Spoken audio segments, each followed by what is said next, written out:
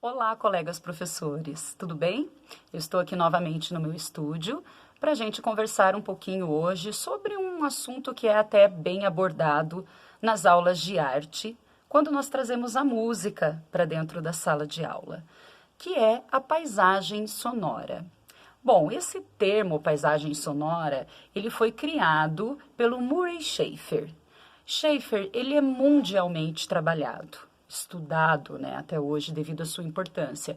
Ele tem um enfoque no trabalho com ambiente acústico.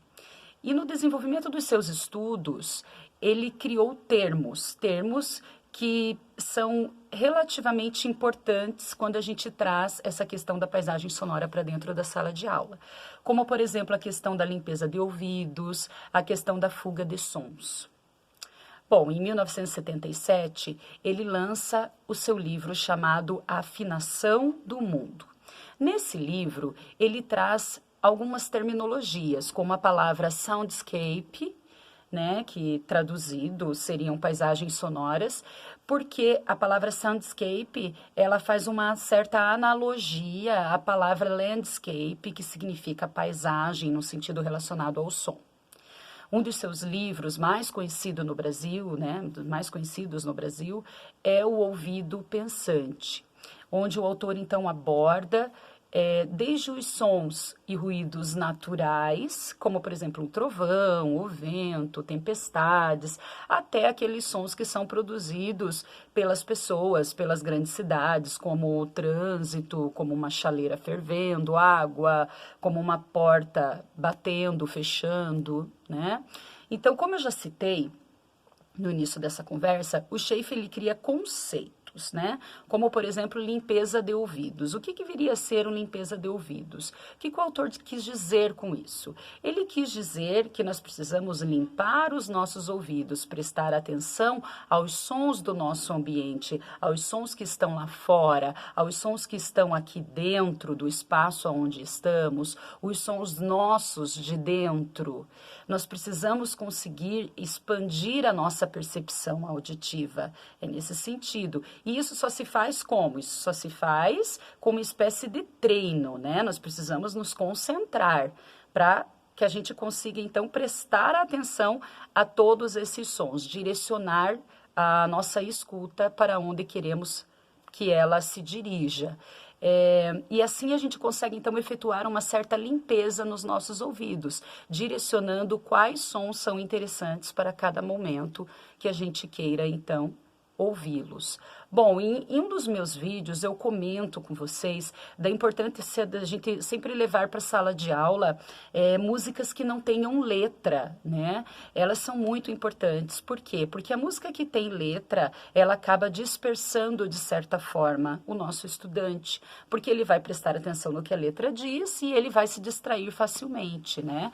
Então, uma música com letra, ela pode simplesmente atrapalhar tudo dentro desse processo de início de escuta, de início de começar a entender o que seria essa limpeza de ouvido, esse foco, esse direcionamento para ouvir determinados sons e não outros, começar a distinguir os sons de maneira efetiva em sala de aula, né? Então fica a dica para não levarem, né, a princípio, a primeiro momento, músicas com letras para a sala de aula, tá?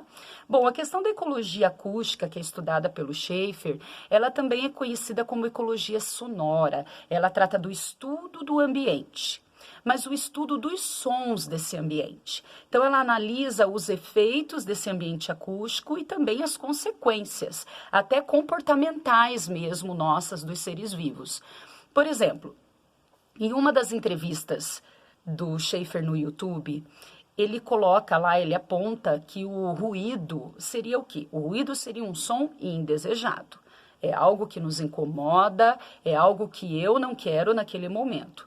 Só que o ruído não precisa necessariamente ser um som intenso, um som forte. Não, ele pode ser um som calmo também, tá? É aquilo que no momento está me incomodando. Então, por exemplo, assim, ele compara o ruído a um som que não nos permitiria adormecer ouvindo ele, por exemplo. Tá? Então, o ruído, ele não é necessariamente um som intenso, e sim o que eu não quero ouvir, o que eu quero eliminar naquele momento. Um outro apontamento interessante também é que ele nos diz que os ruídos, eles mudam. Por quê? Porque a sociedade também muda com o passar do tempo, né? E que a sociedade tem uma tendência a fugir dos ruídos. Então, o Schaeffer acredita que ao longo do tempo, os seres humanos, eles foram se adaptando e eles foram fugindo bem menos dos sons que estão por todo o nosso ambiente. Ele cita em uma das entrevistas dele que a fuga sonora, que é o outro termo criado por ele, né? Ela ocorre de maneira bem mais calma hoje em dia. Por quê? Porque devido à tecnologia, ela acaba contribuindo para a diminuição da emissão de tantos ruídos no mundo. O Schaeffer cita algo bem interessante, que no mundo atual a gente começa a criar o que ele chama de design da fuga sonora, o design de sons. Olha que interessante esse termo. São vários termos que ele cria, né? Então a gente tem que analisá-los separadamente para compreender o que ele quis dizer. Então o design de sons seria o quê? Os ruídos não nos perturbariam tanto mais. Por exemplo, o que seria isso? Se você ficar horas ali dentro de um aeroporto, por exemplo, você vai ouvir vozes que não vão mais te irritar tanto. Por quê? Porque já se tem uma preocupação em tornar aquele ambiente mais acolhedor, a entonação vocal da pessoa que faz a chamada dos voos, ela também tem essa preocupação com a entonação vocal, né? E a isso tudo o Schaeffer chama então de design sonoro. E isso faz com que o mundo, né? Isso no mundo, aliás, também acontece por quê? Porque as pessoas começam a se interessar pelo trabalho do Schaeffer e a compreender o ambiente acústico e a influência que esse ambiente tem em nós. Para isso, dentro do ramo da ecologia acústica, né? E isso faz com que as pessoas comecem, então, a desenhar sons, a criar sons que não se tornem ruídos aos nossos ouvidos. Esse desenho de sons, ele também está atrelado, por exemplo, né, como eu já disse, à questão da entonação vocal. Há muito tempo atrás, um autor de teatro chamado Stanislavski já tinha essa preocupação bem forte com a questão da entonação vocal. Que a entonação vocal, segundo ele, contribui para dar mais veracidade à cena, né, dentro do espaço como um palco, por exemplo. Não devia ser aqui também, né? Aliás, não deixa, né?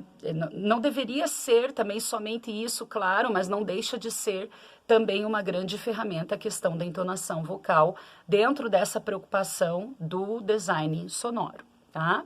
Ok, pessoal?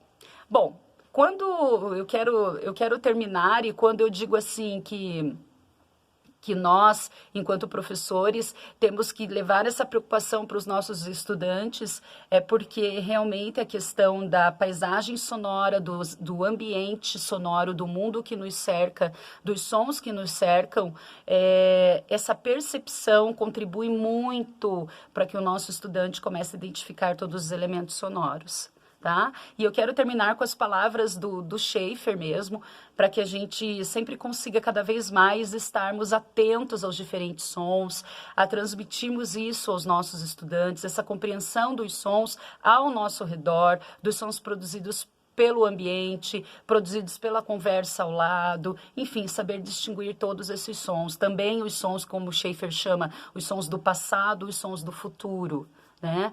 E o Schaeffer diz assim: mais que métodos de ensino de algum instrumento, há que se ensinar a pensar em música, a apreciar música, a fruir momentos de audição musical. É preciso investir no desenvolvimento da imaginação, da capacidade criativa de cada um, pois o mundo está carente de sutilezas, de delicadezas, de poesias e de música, ok? Um grande beijo e até a próxima!